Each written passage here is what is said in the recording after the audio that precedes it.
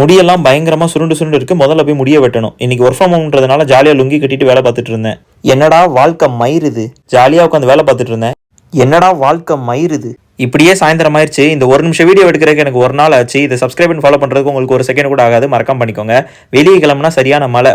மலைக்கு சூடாக ஒரு டீயை போட்டுட்டு இருக்கும்போது என் ஃப்ரெண்டு வந்துட்டா. 2 பேருமே மழை நின்ற பிறகு போகலான்னு சொல்லிட்டு ஒரு கடையில் நின்றுக்கிட்டு இருக்கும்போது இந்த எலிக்குட்டி வெளியே போக முடியாமல் கஷ்டப்பட்டுக்கிட்டு இருந்துச்சு எங்களை மாதிரியும்.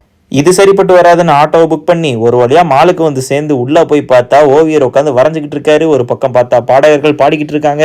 அப்படியே நடந்து போய்கிட்டு இருக்கும்போது இந்த ஸ்னிட்ச் என் கண்ணில் பட்டுச்சுன்னு சரின்னு உள்ளே போய் பார்த்தா எக்கச்சக்க கலெக்ஷன். ஃபர்ஸ்ட் இந்த ட்ரெஸ்ஸை ட்ரை பண்ணி பார்த்தா ஓரளவுக்கு சுமாராக இருந்த மாதிரி இருந்துச்சு. 2வது ட்ரை பண்ணது எனக்கு ரொம்பவே பிடிச்சிருந்துச்சு. எந்த இது நல்லா இருக்குன்னு மறக்காம கமெண்ட்ல சொல்லுங்க. ஃபுட் கோர்ட்டில் பார்த்தா செம்ம கூட்டம்னு வெளியே வந்து கப்பை, பீஃப், சிக்கனு, பரோட்டான்லாம் பயங்கரமாக சாப்பிட்டுட்டு அடிக்கிற மலைக்கு ஜில்லுன்னு ஃபலூடா சாப்பிடலான்னு வந்தாச்சு. எத்தனை பேருக்கு மலையில் ஐஸ்கிரீம் சாப்பிட ரொம்ப பிடிக்கும்னு மறக்காம கமெண்ட்ல சொல்லுங்க.